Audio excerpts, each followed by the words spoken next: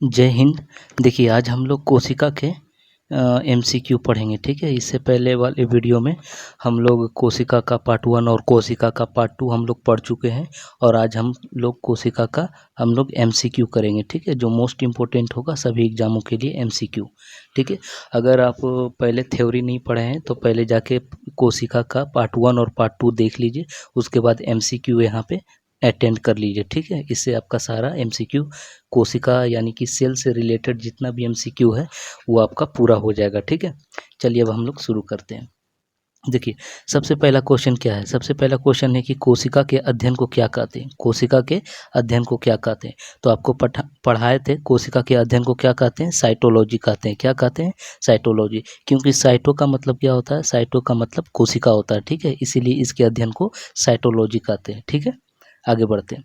दूसरा सवाल, मानव शरीर में कोशिकाओं की खोज किसने की। मानव शरीर में कोशिकाओं की खोज किसने की।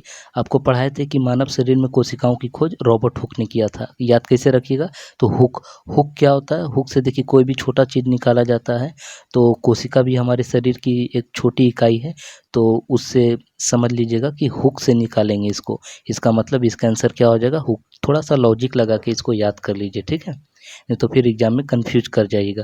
तो कोशिका की खोज रॉबर्ट हुक ने किया था। बढ़ते हैं अगले सवाल में। देखिए ब्रिटिश वैज्ञानिक डैश ने 1665 में कोशिका की खोज की। क्वेश्चन है कि कोशिका की खोज किसने की, ठीक है। तो वही क्वेश्चन है, घुमा के क्वेश्चन दिया है। तो कोशिका की खोज रॉबर्ट हुक ने किया था। कब किया था, 1665 ईस्वी में, ठीक है। फिर देखिए यहाँ पे एक ऑप्शन है रॉबर्ट ब्राउन। रॉबर्ट ब्राउन जो है केंद्रिका की खोज किया था। किसका खोज किया था, केंद्रक की खोज रॉबर्ट ब्राउन ने किया था, ठीक है। तो केंद्रक की खोज कौन किया था, रॉबर्ट ब्राउन ने, ठीक है। चलिए अगले सवाल में बढ़ते आगे। देखिए रॉबर्ट हुक ने कोशिकाओं की खोज मतलब किस में देख के की, मतलब कहाँ इनको रॉबर्ट हुक को कोशिका कहाँ मिला था।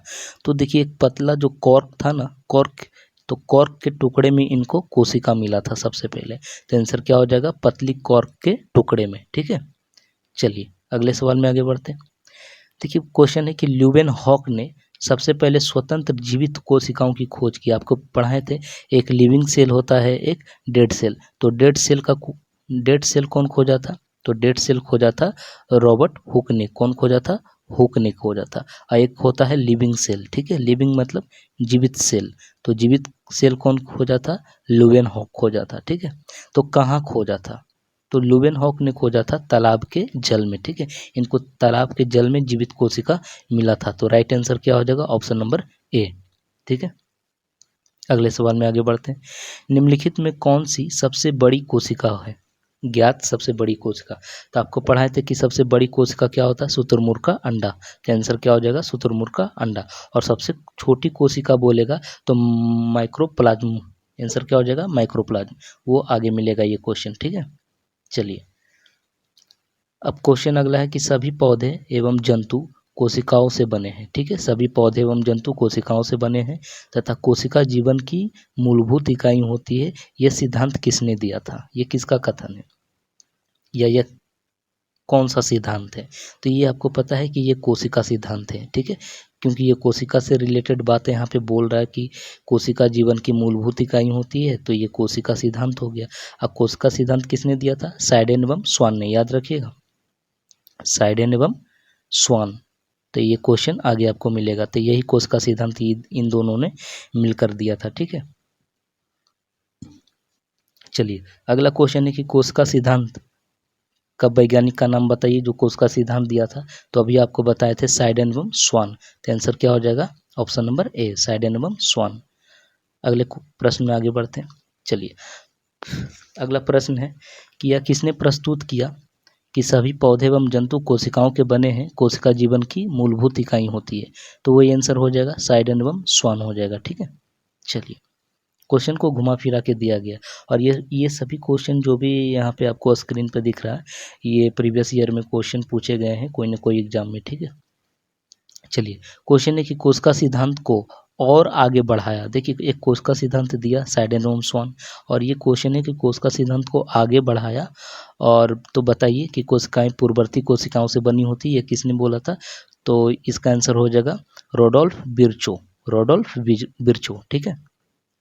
चलिए अगला सवाल, निम्नलिखित में से कौन सा जीव कोशिका सिद्धांत अनुरूप नहीं है, यानी कि कोशिका सिद्धांत का पालन नहीं करता। तो देखिए, आपको पता है कि जो वायरस होता है ये कोशिका सिद्धांत का पालन नहीं करता। क्योंकि वायरस क्यों नहीं करता?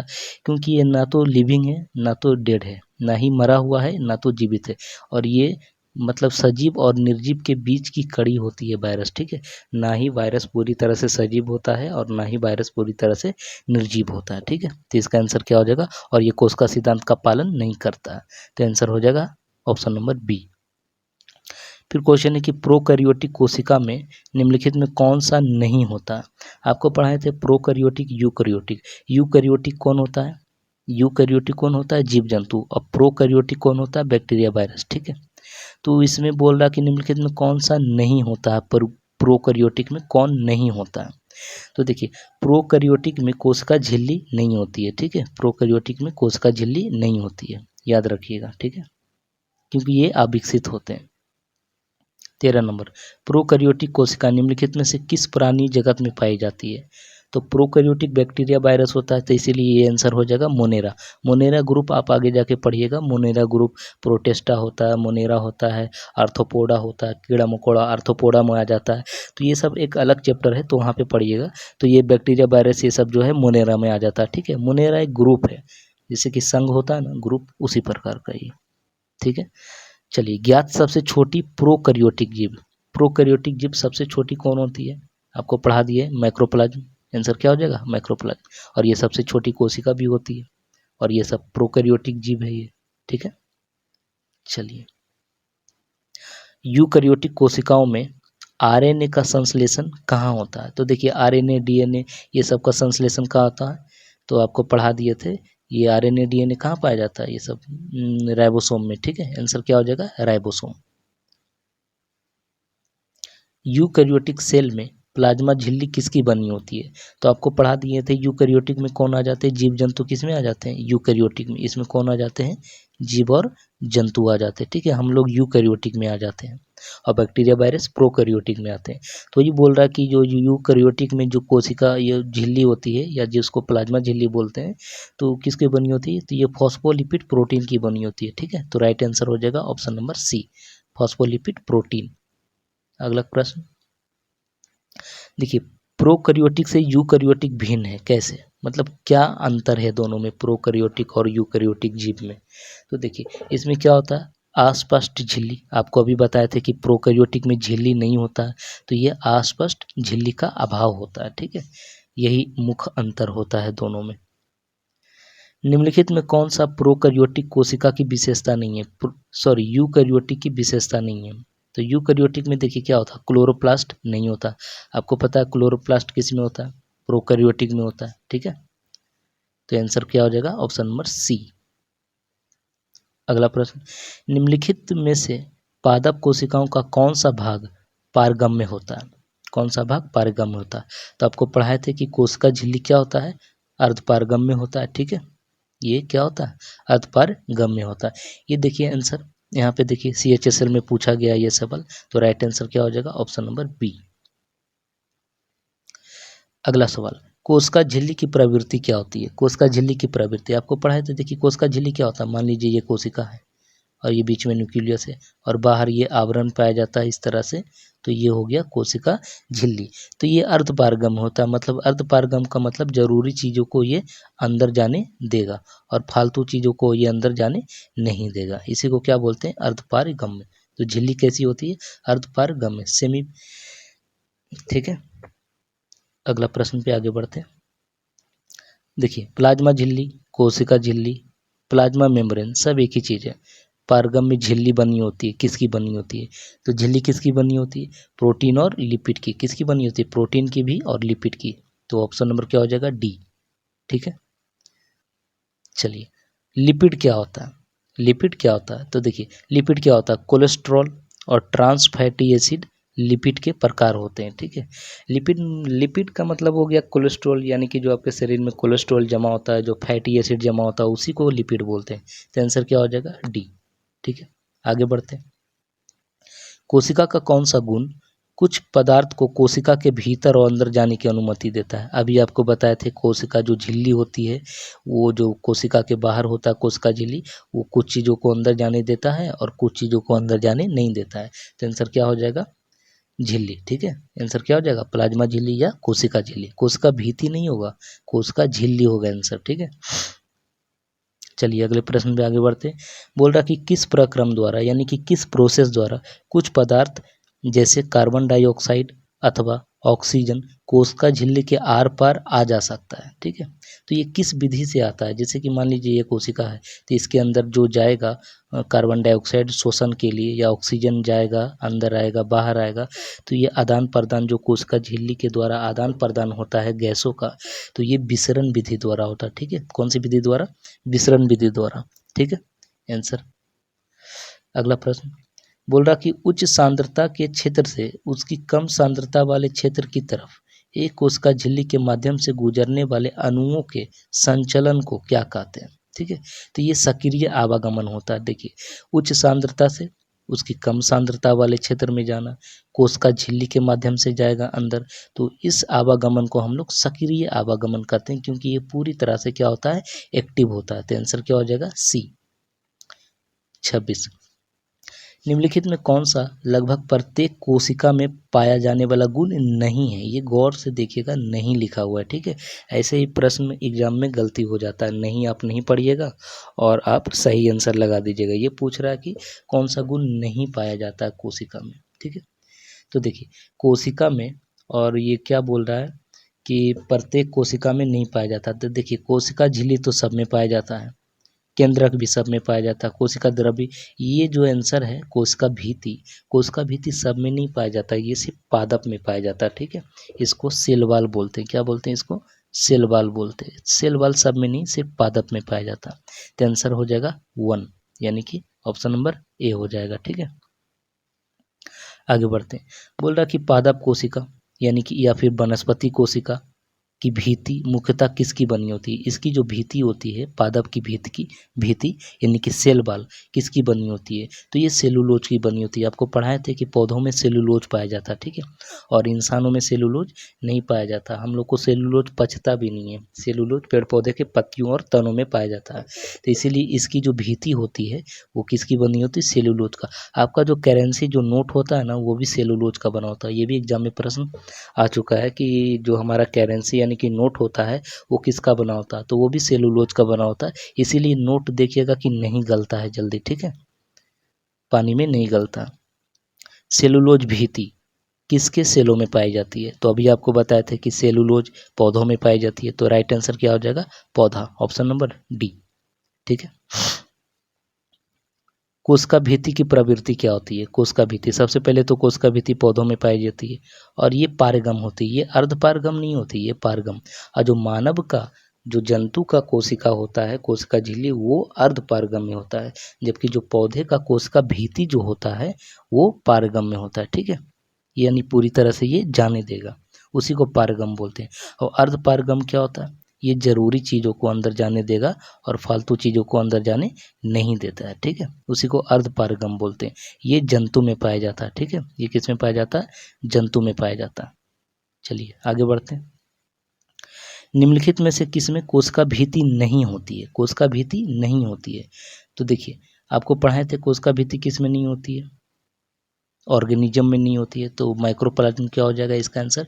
और आपको पढ़ाए थे माइक्रोप्लाज्म सबसे छोटी कोशिका होती है। ठीक है, इसीलिए इसमें नहीं पाई जाएगी कोशिका भित्ति। कोशिका भित्ति सिर्फ पौधों में पाई जाती है, कोशिका भित्ति पौधों में सिर्फ पाई जाती है। ठीक है, चलिए अगला देखते हैं। निम्नलिखित में कौन सा कोशिका के अंग केवल पादप कोशिका में पाए जाते हैं? केवल पादप में पाए जाते हैं, यानी कि सिर्फ पौधों में।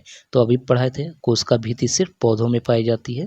ठीक है, और कोशिका जो झिल्ली होती है, कोशिका झिल्ली जंतु और पादप, जंतु और पादप दोनों में पाई जाती है कोशिका झिल्ली, लेकिन कोशिका जो भित्ति होती है सिर्फ ये पादप में पाई जाती है, जंतु में नहीं पाई जाती है। तो राइट आंसर बी। अगला प्रश्न, किसकी उपस्थिति के कारण किसी पादप कोशिका और पशु कोशिका में अंतर पाया जाता है। पादप कोशिका और पशु कोशिका में अंतर, मुख्य अंतर क्या होता है? कोशिका भित्ति का, क्योंकि पौधों में कोशिका भित्ति पाई जाती है और जंतुओं में कोशिका भित्ति नहीं पाई जाती है। तो राइट आंसर बी। संरचनाओं में के कौन से युग्म प्रायः पादप और जंतु दोनों में पाई जाती है? प्रश्न है कि पादप और जंतु दोनों में पाई जाती है, क्या है जो पादप और कोशिका और जंतु में दोनों में पाई जाती है? देखिए पहले देखिए पहला प्रश्न ऑप्शन क्या है? कोशिका भित्ति, ये तो सिर्फ पादप में पाई जाती है। और सवाल है कि पादप और जंतु दोनों में, ये ऑप्शन खत्म हो गया। ठीक है, देखिए क्लोरोप्लास्ट, ये सिर्फ पादप में पाया जाता है और न्यूक्लियस दोनों में पाया जाता है, ऑप्शन ये खत्म हो गया। देखिए एंडोप्लाज्मिक रेटिकुलम, हाँ ये ठीक है ऑप्शन, क्योंकि एंडोप्लाज्मिक रेटिकुलम ये दोनों में पाया जाता है। ठीक है, तो राइट आंसर सी। निम्नलिखित में कौन सा भाग वनस्पति और जंतु दोनों में पाया जाता है? सवाल है वनस्पति और जंतु दोनों में पाया जाता है, तो क्या हो जाएगा? देखिए कोशिका द्रव, केंद्रक ये दोनों में पाया जाता है, कोशिका कला दोनों में पाया जाता है, तो राइट आंसर सी। क्योंकि देखिए भीति, देखिए ऑप्शन नंबर बी में भीति है तो कट गया, ये दोनों में नहीं पाया जाएगा। फिर देखिए हरित लवक, ये सिर्फ पौधों में पाया जाएगा, दोनों में नहीं, ये भी ऑप्शन खत्म हो गया। फिर यहाँ भी देखिए हरित लवक इसमें भी है, इसीलिए ये भी ऑप्शन खत्म हो गया। तो बचा कोशिका कला, दोनों में होगा, कोशिका द्रव दोनों में पाया जाएगा, केंद्रक दोनों में, दोनों यानी वनस्पति और जंतु दोनों में, तो राइट आंसर सी हो जाएगा। ठीक है, एक जीवित कोशिका की संपूर्ण अवयव को क्या बोलते हैं? ठीक है, संपूर्ण अवयव, एक जीवित कोशिका जो कोशिका द्रव और नाभिक शामिल होता है, तो आपको पढ़ाए थे कि ये कोशिका है, ये नाभिक है, और दोनों को मिला के हम लोग क्या बोलते हैं? जीव द्रव। इसमें भी कुछ द्रव पाया जाता है और इसके अंदर भी द्रव पाया जाता है, केंद्रक के अंदर और ये कोशिका के अंदर, और दोनों को मिला देंगे तो बोलेंगे उसको जीव द्रव। क्या बोलेंगे? जीव द्रव, या इंग्लिश में इसको प्रोटोप्लाज्म बोलते हैं। तो आंसर हो जाएगा ए। ठीक है, चलिए अगला प्रश्न, निम्नलिखित में किसे जीवन का मौलिक आधार माना जाता है? जीवन का मौलिक आधार, देखिए जीवन का मौलिक आधार जीव द्रव को माना जाता है। ठीक है, आपको पढ़ाए थे जब जीव द्रव में कुछ परसेंटेज का कमी हो जाता है तो इंसान का मृत्यु भी हो जाता है। ठीक है, तो कोशिका में ये सबसे ज़्यादा इंपॉर्टेंट चीज़ होता है जीव द्रव, यही भौतिक आधार है हमारे जीवन का। ठीक है, तो राइट आंसर डी। कोशिका का जीवित अंश जीव द्रव कहलाता है या किसका बना होता है? सीधा सवाल है, जीव द्रव जो होता है वो किसके बना होता है, किसका बना होता है? ठीक है, तो जीव द्रव जो होता है वो कोशिका द्रव, केंद्रक द्रव और अन्य अंग, इसमें तीनों आ जाते हैं। अभी आपको बताया था ये कोशिका के अंदर न्यूक्लियस, और दोनों को जब ये मिला दिया जाएगा, इसके द्रव और इसके द्रव को, तो इसी को बोलते हैं कोशिका द्रव। ठीक है, तो राइट आंसर डी। अगला प्रश्न बोल रहा कि कोशिका में स्थित तरल जैविक पदार्थ जीवद्रव का नाम किसने दिया? जीवद्रव का नाम किसने दिया था? तो पुरकिंजे ने जीवद्रव का नाम दिया था। ठीक है, तो राइट आंसर क्या हो जाएगा? पुरकिंजे। ठीक है, रॉबर्ट हुक, तो ये तो कोशिका का खोज किया था रॉबर्ट हुक। रॉबर्ट ब्राउन, तो ये न्यूक्लियस का खोज किया था, और रॉबर्ट हुक सेल का खोज किया था। ठीक है, तो आंसर क्या हो जाएगा? पुरकिंजे।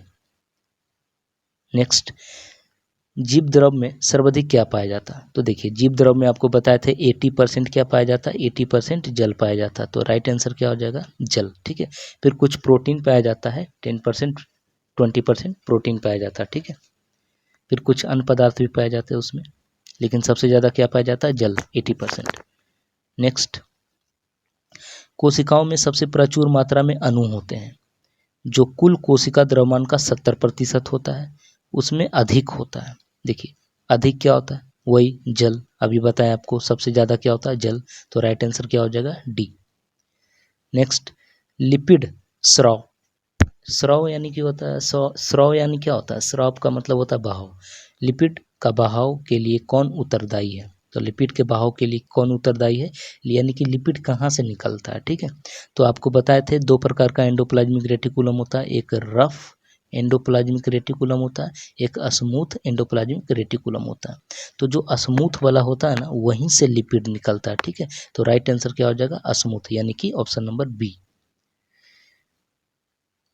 फिर बोल रहा कि एंडोप्लाज्मिक जो रेटिकुलम होता है उसकी सतह पर जो खुरदरी टाइप का होता है, खुरदरा क्या होता है? तो आपको पढ़ाए थे कि एंडोप्लाज्मिक जो रेटिकुलम होता है उसके बॉडी पे खुरदरा टाइप का, इस टाइप का खुरदरा टाइप का क्या होता है? उसको राइबोसोम बोलते हैं, यही प्रोटीन बनाता है। तो ये क्या होता है? ये राइबोसोम होता है। ठीक है, खुरदरा टाइप का, तो ये क्या होता है? राइबोसोम होता है। तो आंसर क्या हो जाएगा? ऑप्शन नंबर डी, यही खुरदरा वाला पार्ट में पाया जाता है। दो तरह का एंडोप्लाज्मिक रेटिकुलम होता है, खुरदरा और चिकना। तो ये खुरदरा पे पाया जाता है राइबोसोम। और ये क्या करता है, ये प्रोटीन बनाता है। क्या बनाता है, ये प्रोटीन बनाता है। आपको पढ़ा चुके हैं, ठीक है। 43 देखिए, बोल रहा कि प्रोटीन संश्लेषण में निम्न कोशिकाओं में से किसकी भूमिका सबसे अधिक महत्वपूर्ण होती है। प्रोटीन संश्लेषण में सबसे ज़्यादा महत्वपूर्ण भूमिका कौन निभाता है, तो आपको पढ़ाए थे कि देखिए ऑप्शन नंबर बी में क्या लिखा हुआ, खुरदरा, एंडोप्लाज्मिक रेटिकुलम और राइबोसोम। तो आंसर क्या हो जाएगा, ऑप्शन नंबर बी। अभी आपको बताए थे कि रफ एंडोप्लाज्मिक रेटिकुलम पे राइबोसोम होता है और वही राइबोसोम प्रोटीन बनाता है। तो राइट आंसर बी। राइबोसोम किसके स्थल कहे जाते हैं, तो आपको पढ़ाएं अभी कि राइबोसोम को क्या बोलते हैं, प्रोटीन की फैक्ट्री बोलते हैं। ये प्रोटीन बनाता है। तो राइट आंसर क्या हो जाएगा, ए, ठीक है। कोशिका के किस हिस्से में प्रोटीन पाया जाता है, तो आपको पढ़ा चुके हैं कि राइबोसोम में क्या पाया जाता है, प्रोटीन। और राइबोसोम को ही प्रोटीन की फैक्ट्री कहते हैं, ठीक है। चलिए, एक ही क्वेश्चन घुमा फिरा के दे रहा, निम्नलिखित में किस कोशिका अंग में झिल्ली नहीं होती है। कोशिका अंग में झिल्ली नहीं होती है, ठीक है। तो राइबोसोम में आपका जो है ना झिल्ली नहीं होता। बाकी लाइसोसोम में झिल्ली होता है, गोल्गी बॉडी में भी झिल्ली खुद का होता है, और माइटोकॉन्ड्रिया में भी झिल्ली होता है, ठीक है। लेकिन राइबोसोम में झिल्ली नहीं होती है। निम्नलिखित में कौन सा कोशिका अंग पुटिकाओं यानी कि वेसिकल्स के भंडारण, संशोधन और पैकेजिंग के लिए जिम्मेदार है, ठीक है। यानी कि कोशिका अंग पुटिका और भंडारण संशोधन के लिए जिम्मेदार कौन है, तो गोल्गी बॉडी, ठीक है। क्योंकि आपको बताए थे कि गोल्गी बॉडी यहाँ पे ट्रांसपोर्टेशन का काम करता है, ठीक है। और ये भंडारण का भी काम करता है, संशोधन का काम करता है, पैकेजिंग का काम करता है। तो ये आंसर हो जाएगा गोल्गी बॉडी। 48 लाइसोसोम एवं पेरोक्सियोम बनता है, कहाँ बनता है, ठीक है। तो लाइसोसोम कहाँ बनता है, तो ये गोल्गी बॉडी में बनता है आपका, ठीक है। गोल्गी बॉडी में ही लाइसोसोम। लाइसोसोम को आत्महत्या की थैली बोलते हैं, एटम बम भी बोला जाता है इसको, क्योंकि इसके अंदर जल अपघटक एंजाइम पाए जाते हैं, ठीक है। अगला क्वेश्चन, कोशिका में निम्नलिखित में कौन सी पाचन थैली कहलाती है, वही डाइजेस्टिव बैग, पाचन थैली, आत्महत्या की थैली इसी को बोलते हैं, एटम बम। तो आंसर क्या हो जाएगा, लाइसोसोम, ठीक है। आंसर क्या हो जाएगा, लाइसोसोम। नेक्स्ट, निम्नलिखित में किस कोशिका अंग को एटम बम कहते हैं। अभी आपको बताया था कि लाइसोसोम को क्या बोलते हैं, एटम बम बोलते हैं, ठीक है। क्योंकि ये खुद को फाड़ लेता है अंदर में जब कोशिका के अंग काम नहीं करते हैं। तो लास्ट सवाल है हमारा, निम्नलिखित में किस कोशिका अंग में कोशिका की आत्महत्या की थैली कहते हैं, वही सवाल है। तो आंसर क्या हो जाएगा, लाइसोसोम, क्योंकि लाइसोसोम को आत्महत्या की थैली, एटम बम, सुसाइडल बैग बोलते हैं, ठीक है। तो ये हमारा हो गया एमसीक्यू। देखिए इसका पार्ट 2 और पार्ट 3 भी आएगा, ठीक है। ये इसमें कोशिका में और भी सवाल है। तो ये कोशिका का पार्ट 1 था, अभी पार्ट 2 आएगा और उसके बाद पार्ट 3 आएगा, ठीक है। तो इसे ध्यान से पढ़िए, इसको रिवाइज कीजिए, पढ़िए इसको और एग्ज़ाम दीजिए। तब तक के लिए जय हिंद, मिलते हैं नेक्स्ट वीडियो में, ठीक है।